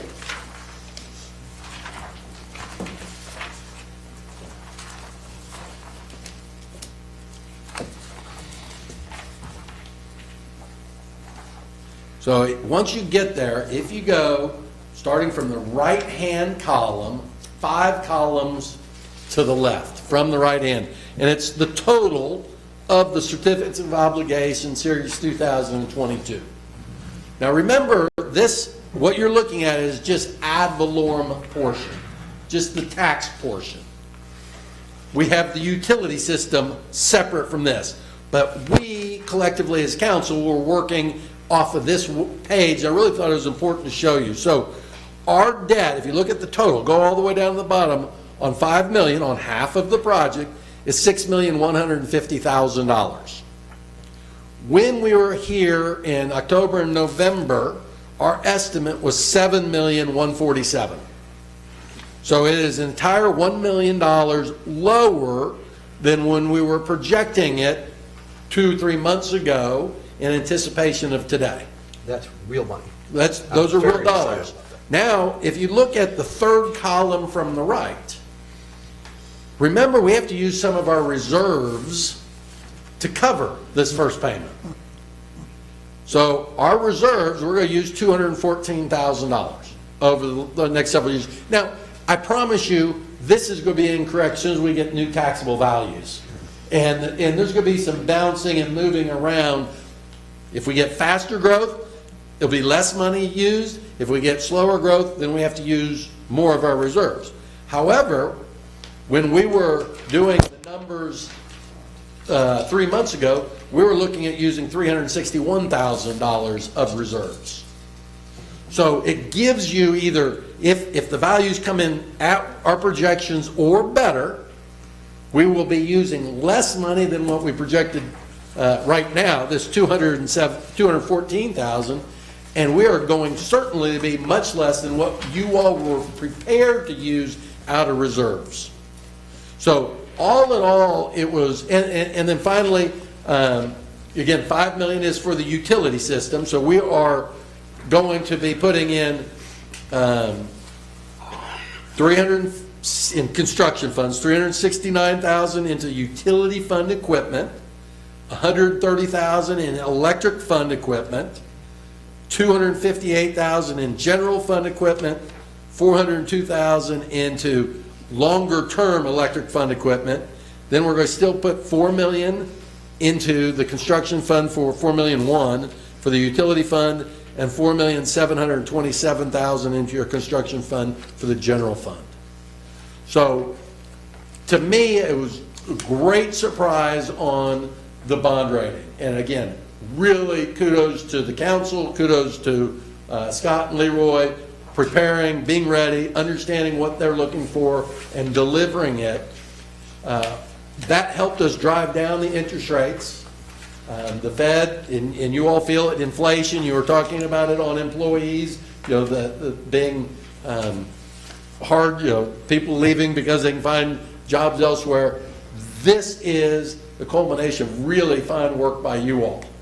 And it's going to be our recommendation to award the bonds to Raymond James, and then assuming you all do that, funds will be in the bank on February 9th. Now, we originally thought it was going to come in at what? Well, we had run numbers at 3.25. Right, and we're at sub 2. So that's phenomenal. And now, again, some of it was being cautionary because we were in a way a rising interest rate, but much of it has to do with going from a riskier A+, yeah. asset class to near riskless asset class.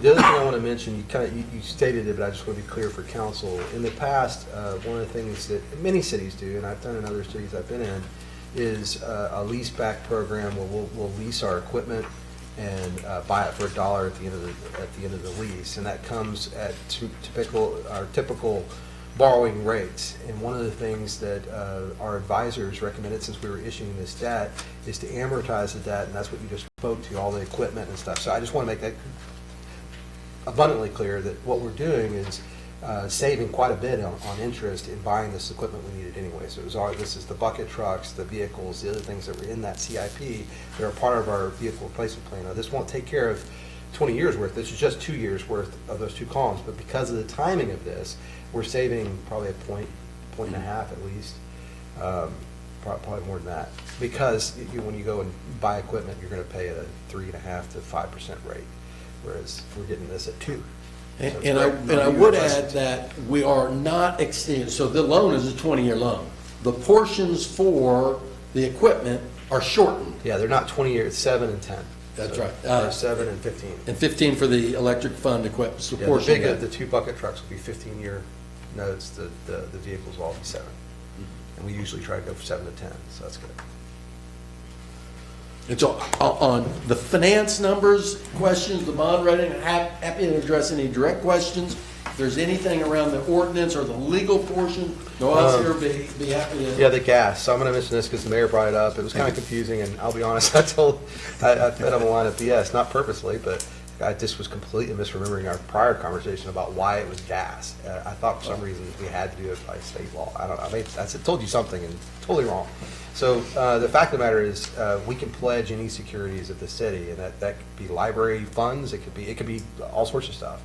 The water and sewer system and electric system already have pledges. We already have bonds where they're pledged. We could pledge them again if we wanted to, but it was on the advice of the bond council to use our gas reserves because they hadn't been pledged for anything. It does not mean that that's the only source of income that will give back, and in fact, we probably won't pay any out of the gas reserves for it. But it is the legal pledge that's being made, and it's really about transparency with the bondholders. They know, at the last recourse, here's where we can go and get our money from this unpledged gas, and they don't have to worry about whether there are other bondholders that have a pledge against it or not. It was just available. So I did clarify that prior to our meeting. I want to make sure that if anybody else saw that and had a question, why does it say gas? That's why. It's just a pledge that we're making to make the bondholders feel better. Not the way Mark would have said it. No, but in this instance, so you'll still be paying it out of taxes. You'll be paying it out of utility system, being the water and sewer system, and you're likely to pay some out of the electric system. None of it out of the gas system. More than likely, unless we end up doing some gas-related stuff, which could happen in the future, but not at this time. Great, thank you. Questions? On page 3, the last paragraph at the bottom Are we looking at the ratings? of the The ordinance, Oh, the ordinance, okay. it says BOKF NA Dallas. Should it say Raymond James? That's the pain. Councilmember, yes. Noel Valdez, McCall, Parkerson, Horton. BOKF is the paying agent who will serve as paying agent for they'll be the company that collects payment from the city and sends it to the bondholder in essence. They're not the That's who we purchaser. presently use. So for other bond payments, we also use BOKF. Okay, thank you. Any other questions? Can I make a motion? Please. I would like to make a motion as read by the mayor. Is that sufficient? I don't know, we might want to, let's ask our bond. You might want to get a little more detail. Yeah, what would there, you like? Because it's a big number. As simple as motion to approve the ordinance authorizing the issuance of certificates of obligation. I would like to make a motion approving the ordinance as read by the mayor. That's right, incorporating the information provided to you by Mark. Yes, sir. Incorporating the information provided to us. I'm going to type out the whole thing. Type out the whole Very word. good. So, in my minutes. If you want me to reread it, I will, but it's as read. You're good. All right, do I have a second? Second. Okay, any further discussion? All in favor? Aye. All opposed? Motion passes. Mr. Mayor, I need Thank two you. signatures, because I have to take a picture of this and send it to the purchaser so they can write tickets. We appreciate Yes, thank your you all very help. much. Thank you. I also want to congratulate you all on your rating increase. Congratulations. That's, Well, we Thank you. take credit for that, but we've only been here for a while. acknowledge it right there. No seal needs. My name's Leader, February 9th, and we'll work on quickly reviewing. That's because we haven't spent his money. Other than that, did you leave the legal packet? They're actually being overnight. Oh, okay, perfect. Okay, does that take the place of this one then? No, that's for him, but we can sign it afterwards. Okay. I've got to scan it to his office tomorrow. All right, Thank you all perfect. very much. Thank you. Great. Thank you very much. Thank you both, gentlemen.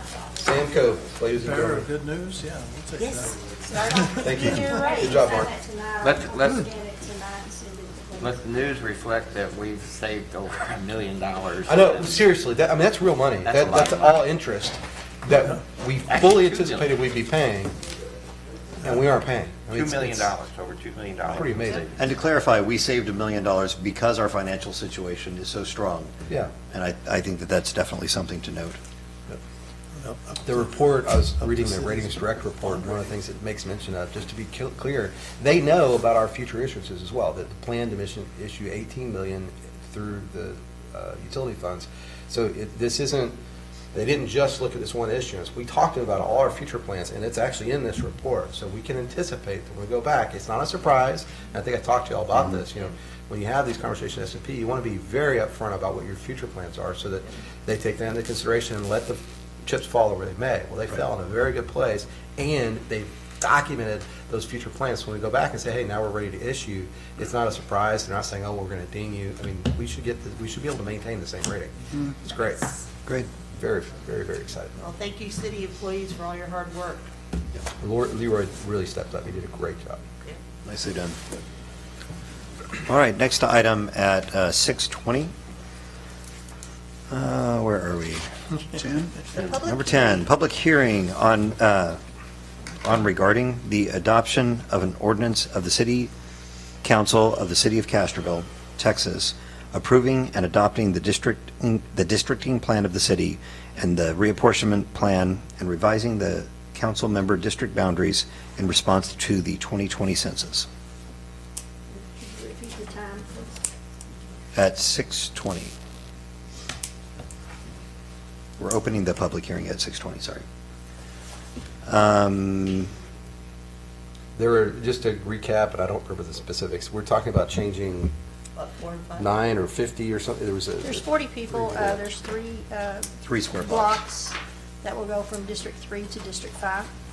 And this way, once we approve the ordinance, the county will have the information which we have sent a preliminary to them so that the districts will be changed for the upcoming voting And the- voters for the May election.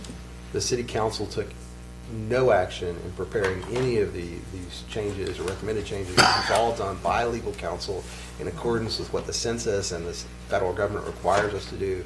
This is not, I just want to Yes. allay any concerns that the council's had any involvement. We're presenting to you the plan that was, has been prepared both by the county, reviewed by the county, prepared by our attorney, in compliance with what the federal government requires. So this is. Yeah, we wanted to make sure that there's no question about who's shaping that. Right. Anybody that had any kind of stake in it was not involved in that decision. And what they did basically is just took the corner at Gentiles and Naples, it's 3 square blocks, that used to be pulled out of one district and over into another one, and they pulled it back in.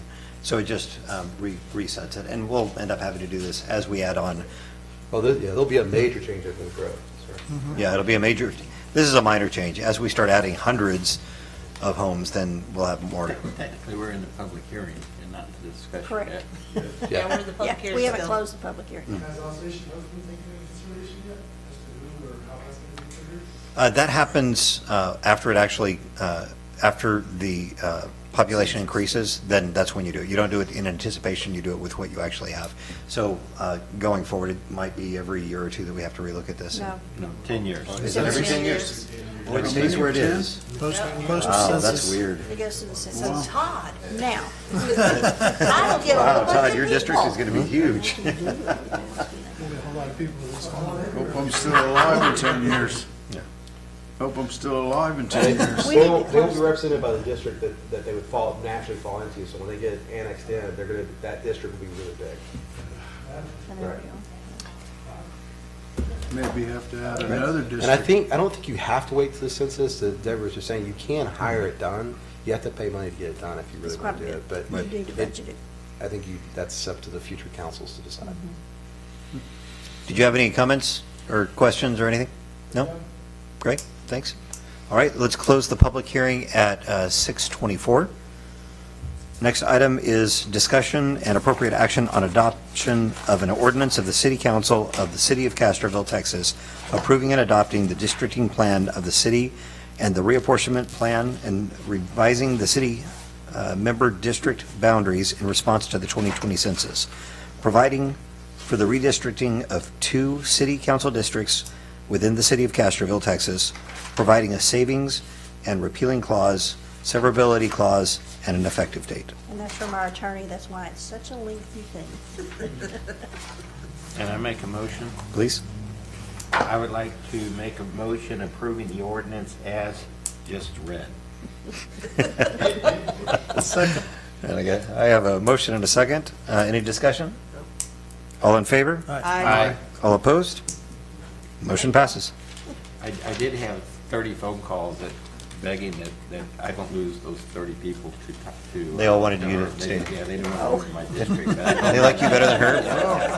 They like you better than her. Just I joking. don't know if that's Just I joking. think he's pulling your leg. I'm pulling I it. believe so. All right, next item at 6:25. Discussion and appropriate action on requesting traffic calming studies for excessive speeding on Constantinople, Lisbon from Algiers to Alsace, Houston from Angelo to Mexico, and Florence from Amelia to Landmark Inn. Are we missing that? Because my tab 12 is the vehicles for the police department, not what the mayor just read. No, that would be 13. Well, It I says might- 12. I might have Mine says the accidentally same printed- thing. I might have counted wrong. Oh, I'm so okay. sorry. I had to do these. I'm like, I don't have I that. apologize. This is the one that was emailed to us. And it says what you just said. It's not there. huh? Sorry, not there. there is nothing behind this. Okay. Yeah, there's no supporting document. Yeah, there's no supporting docs. This is Right. just it's a discussion for you all. And I want to thank Deborah because she was listening attentively Yes. to the concern and made sure to put it on the next agenda. So honestly, I would not have remembered. So Well, I'm one glad she of got them on there. was requested and the others was requested by the mayor after he saw it. Really, it was really identifying the places where people have called out. I had another request just this morning to take a look at Lafayette Street. Where was it? It was right over by, I think it was for Lafayette in Mexico. And I think that the bottom line here is that we have people that are speeding all over the place. And, the question is, do we start doing these calming studies for excessive speeding in all of these individual areas? Because it's kind of spread throughout the city. So does it make sense to do calming studies on those? Does it make sense to add more people, hire more? So do we have a solar powered? One radar that keeps breaking down. Yeah. We paid $200 from Chicago PD, got that thing 8 years ago. It was a great deal 8 years ago. Every time it goes bad, it costs me $1,200 to put batteries in. Yeah. And it's just old and I need a new one. Right. It started about $12,000. So that maybe I know that they do work. They only have about a 30-day life. Basically, you move them around, and they'll impact that traffic area for about 30 days, and then that it kind of wanes, right? But they are useful. It's a useful tool for PDs to have. They don't cost a body. They're a lot less expensive than hiring a body to go out and patrol. But that may be something that if you'd like. I think that, it makes more sense to look at doing so there are sign mountable ones, not the big Holloway ones, but sign mountable ones that could actually record. So what you said is their effective time frame is about 30 days, right? Yeah, that's the ones that are mobile. The ones that you put there permanently, eventually they're just like anything else. People go sign blind and they don't care anymore. Right. But the point with that is that, I can't do anything with recording. what's that? If you record somebody speeding, I can't go out. It's not Right. enforceable. No, my point with that Well, is, you if we're answered going my to do, question. I'm gonna put a trail camera up at Village Path and Sunnyland, but I don't know if you could catch them on a trail camera, they're so fast. yeah. It's a real pain to do that. So, They run into this with these red light cameras. In fact, those red light cameras aren't even owned by the cities, it's owned by private companies. Right. And if I don't show up and pay, there's nothing I can do to that person because it's. They're going away from all of that. Basically volunteering your money Yeah, and admitting your guilt. So yeah. that's not really good. well, my point with this is that we have many different areas in the city that we know that people are speeding. We don't have enough officers to patrol every single area every single week, and so I think that we need to take a look at another way to do it. My suggestion was getting some of the ones that can be moved around. You leave them for a couple of months at a time, and even if they're not telling people what their speed is. You show up the next week with an officer and you start writing tickets. And That first week is their education week, the Right. next week we write them. so I think it ends up being, Get around, people will start slowing. So you gotta Right. use the both of them. Yes, sir. right. So I think that we need to come up with, instead of looking at individual calming studies for each one of these different areas, I think that we need to identify where those are, which we have begun doing, and put together a longer-term plan. To your point, if we end up putting up something, I think it's got to be something where it will actually record, it's not recording the individual license plates to say, hey, this person was the one that's speeding, but it's recording how many percentage of people, if you've got 100 cars a day that are going past there, or 1,000 cars a day that are going past there, and 80% of them are speeding, we know that we got to get an officer there. And it'll tell us what hours they're speeding. I think that if we can get some business intelligence out of there so that we can target it a little bit better, I think that that might be helpful, but I don't want to just throw bodies at it. So that would be great. I could set these up and move them around. Like Vic called me the other day and says, can you set up on Constantinople? I went out there to get the trailer ready and it's messed up again, so. Right. I haven't been able to do it. And it's worked where we've used it in those areas. So I guess what you're saying is we need a new trailer. Oh, yeah. Need a new sensor. And if yeah. so, do we have money in the budget where we don't have to wait till the next budget year? Can we fix Well- somehow, you could get back and tell us if we We can probably don't afford have money for a trailer in the budget, but we do have money that we can spend for a trailer. We Can just you- need to get it appropriated by you. So Do they what sell we'll something do like- is put together a plan, we'll look at pricing, bring it forward, and have it for council action. And we'll just amend the budget for that amount. We can afford it, but it's not in the budget. Okay, actually, Councilman Dyer had asked I'm a sorry, question go first. ahead, you're next. I've spoken to a lot of constituents in my district, and it's always the same block, the same colored vehicle, same time of the day, probably the same driver.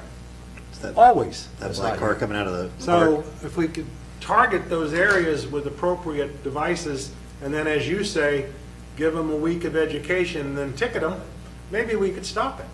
But it's frequent. We've got a few individuals in this town that have gotten tickets because of the same type of complaints you're talking about. And some of them have gotten several tickets because they don't slow down. Not much you can do about those people until you get their license or they have a right to kill somebody. We've got a road problem around the park. Yep. Over there, Constantinople has been a problem.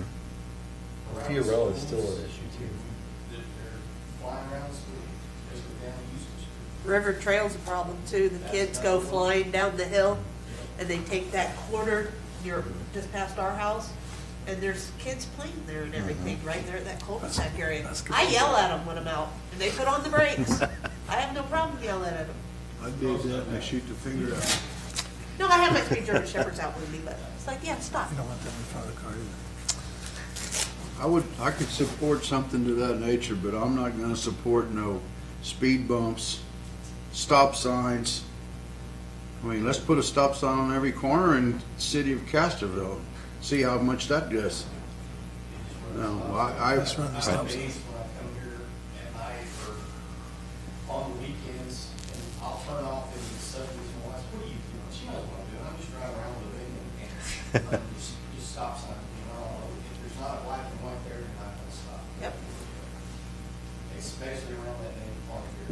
with social media too, you know, the technology we have.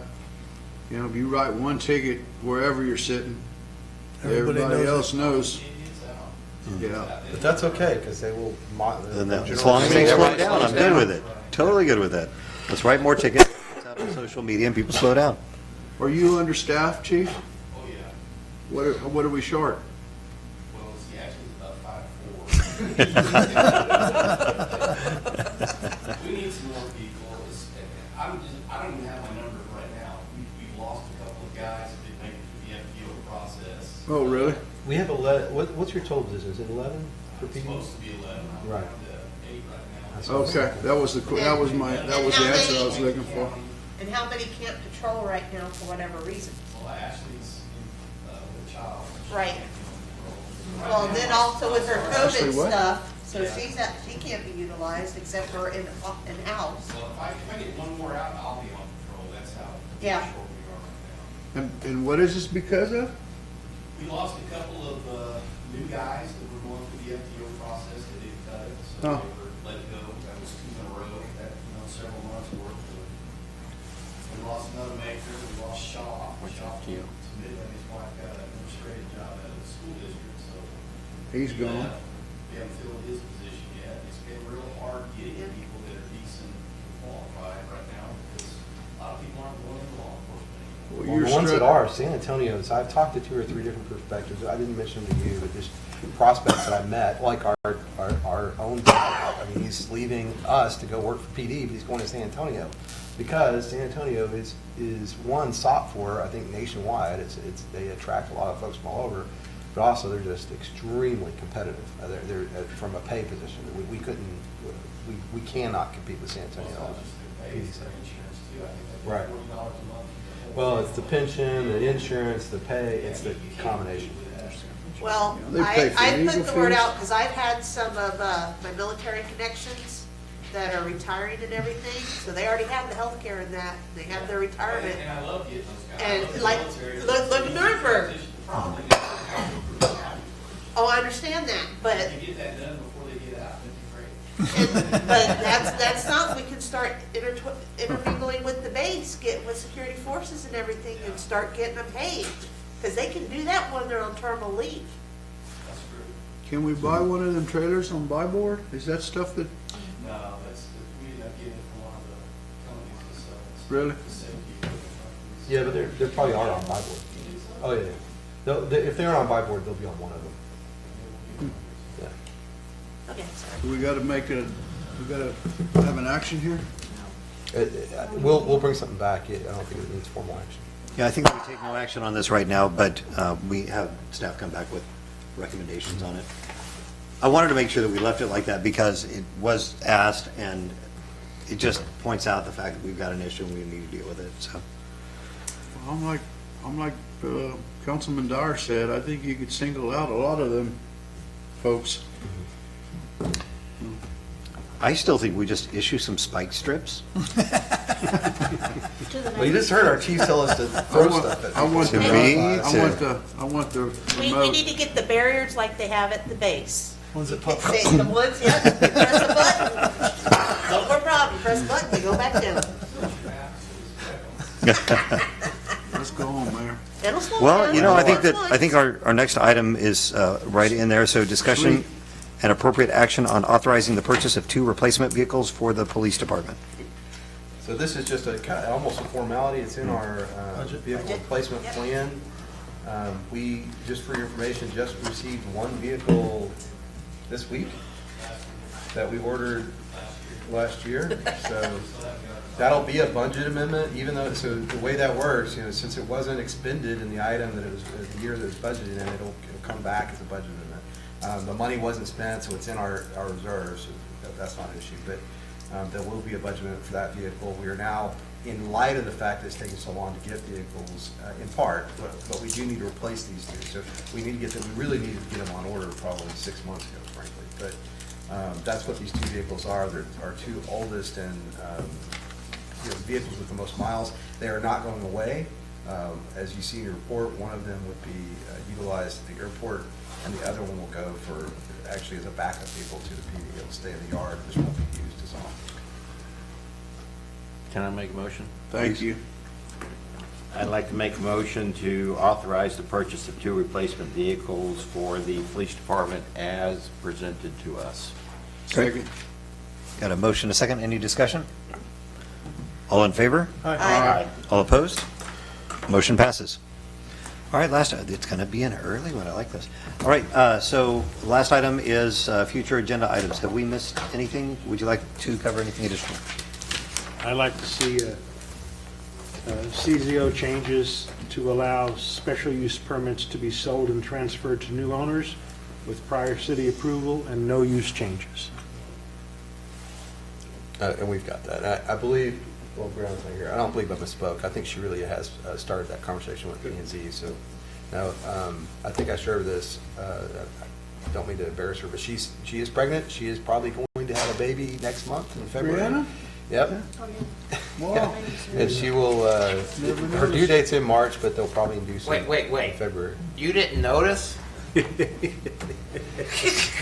she was sitting down. It's like there's something different about you. Did you I get mean, a I didn't haircut? see her get up and come in, so no, I didn't notice. Okay. Yeah. So she is, the glow. she will We be. can see the glow. There's a lot I of, didn't see the glow, no. Go on, Scott. so there's a lot of stuff going on with our planning and our community development. We are working through that because she's an office of one to make sure that while she's gone, we don't experience any interruptions to service. But I just want to make you aware of that because it will change our time frame for P&Z and that kind of stuff. There's a lot of major projects. The UDO, Unified Development Ordinance, is something that we're also addressing. So these are some, I think, short ones that may be knocked out before she goes on. So I'm expecting that maybe before she goes, we'll get that taken care of, the one that you're talking about, and another one that she's also addressing. But the UDO and other stuff, that it'll be a challenge. What are we going to do when she's gone for 3 months? That's what I was just saying. So she and I have been coordinating on that. She doesn't really have a backup per se. We do have third-party folks, and she's probably going to do quite a bit of working from home. There'll be probably a 10-day period where she will be not available at all, and we'll make sure we're prepared for that. But then there'll probably be a period of time where she'll work from home. So. Yeah. Anybody Hang else? on, meetings I sit in. All right, did you have anything else? Take notes. Thank you. All right, Councilman Sherwood? No? Not this time. I guess if you could give us a report in the future related to some of the things that came up today, for instance, the sign, why was that allowed or was it allowed? Yeah. And you don't need, if you want to, you can tell us now or you can just. Well, I'll just tell you, it was an oversight. I mean, Brianna, I found out about that about 3:30 this afternoon. She said that she had been reached out to by a gentleman that spoke, and it was just that she looked at the sign ordinance. In the sign ordinance, that sign is fine, but in the and goes back to our Special use CZO and the permit. convolution of it. In the buffer zone, Section 9B. the signs for that buffer zone, it is not, and she just missed it, frankly missed it. So Okay. it shouldn't be there. If it had been approved as a commercial, it'd be fine, but that action wasn't approved, so now she's got to deal with that. We're going to figure out what we have to do. I don't know if we make them tear it down, but I don't know how you do that legally, but We may it have- should not have been approved. It should not have been And it We was. may have to do some kind of a special situation to keep him from having to tear it down and replace it. And there may have to be something done because he's going to need a variance. Well, I don't, we've approved it. Right, that's the thing, is I think I need to go back and look at that further. She and I were going to talk about it depending on the outcome of tonight's meeting, so Okay. we'll talk more. And related, also the discussion tonight, there has to do with the other properties that have changed ownerships, but where the SUPs conveyed to the new ownership. Yeah, I don't know. They don't I don't know convey. about that. Well, no, I mean, where the new owner would have to then request the SUP for the property, even though they've changed ownership. And you don't need to answer that today, but if you could Yeah. give us an update on Yeah. that. And then also, I'm still waiting for the code compliance report where we talked about you were going to list the actual complaints that are out there with street address. I thought I got that to you, so if I haven't, I'll go back and double check. But I thought we actually gave you an updated list. It's just an ongoing list Okay. of, Okay. these are the addresses where complaints are, these have been taken care of, these are Okay. still open, These are still out of compliance. still out of compliance. Okay. And, Any that were like taken to trial, Mhm. like our one address. Right. You know, give us an update on what's going on with that kind of thing. Because, Okay. you know, people are asking me all the time, well, look, you know, there's cars, vacant cars parked in those properties, why isn't the city doing anything with Sure. it? So I don't know if they've been addressed by ordinance, by code compliant or not. Okay. So. That's an easy one. Yeah, and then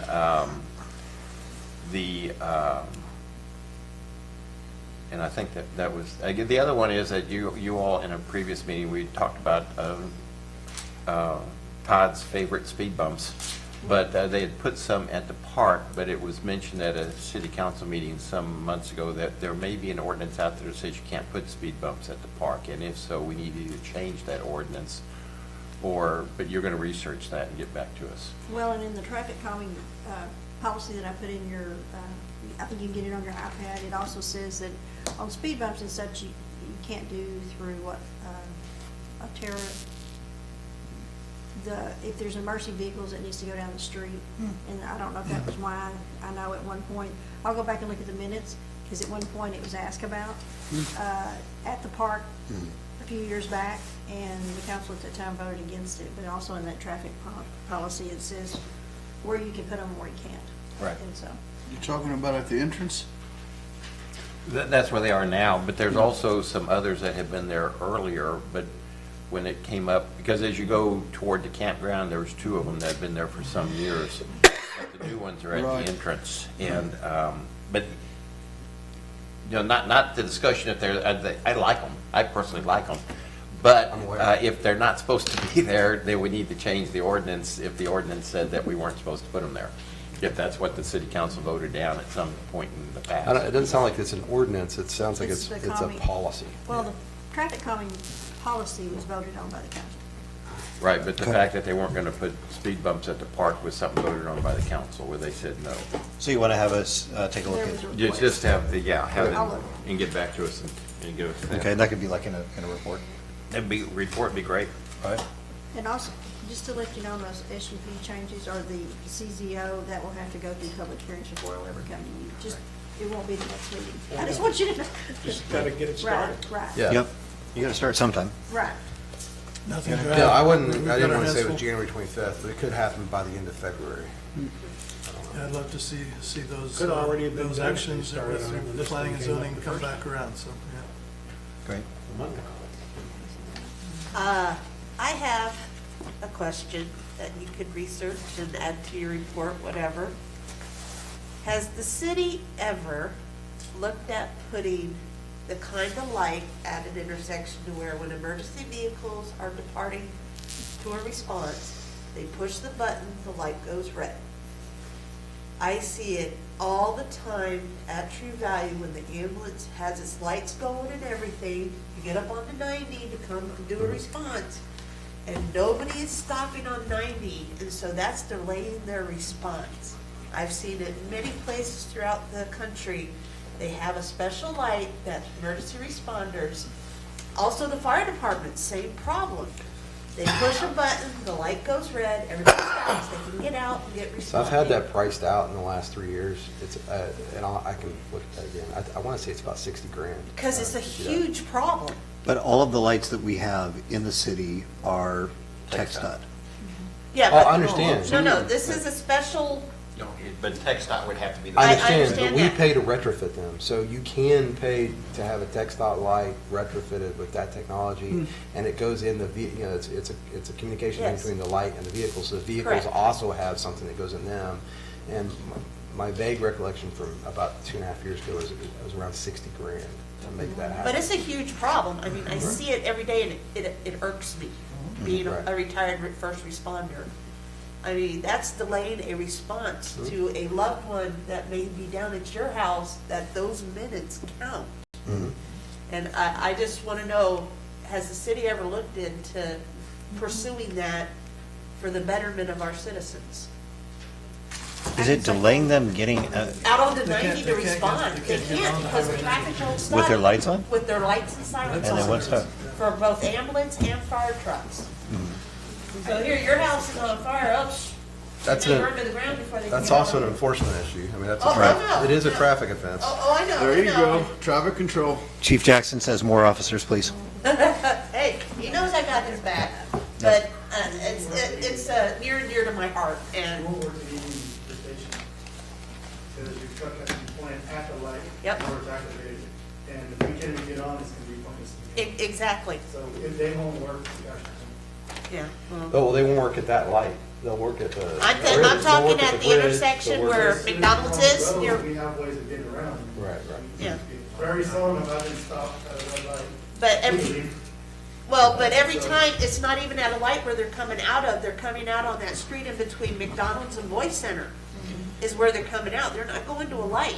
So even putting it right there at that intersection, a special light for first responders to hit. I've seen them up and down the Eastern Seaboard, they have them. Well, if it's not affecting our PD negatively, I think this is something that we could potentially take to the ESD. So maybe let's just. Just something to throw out there. Yeah. Yeah, it's really join the ESD and TxDOT and get them to come up with something. Okay. In your monthly meetings with them about the new parkway. Yes, we have Those are quite a not few. monthly, but I kind of wish they were. Yeah. Feels like it sometimes. Okay, one thing that I'm going to have on the agenda for next time is, Scott and I were talking about this, well, we've been talking about it for the last week or so, is identifying some metrics so that we can track, when we're talking about some of the things, some of the issues that we're having, it's really putting some numbers to them. So what I'd ask in preparation for that, just be thinking about what things you feel like we can quantify that would help you make better decisions, and just understand that that's going to be on an upcoming, that'll be on the next agenda. Okay, I think that is it. So we are going to adjourn now at 6:50. Thank you very much for a short meeting. No way. I swear before 7 o'clock. It was bound to happen. Thank you all. Great.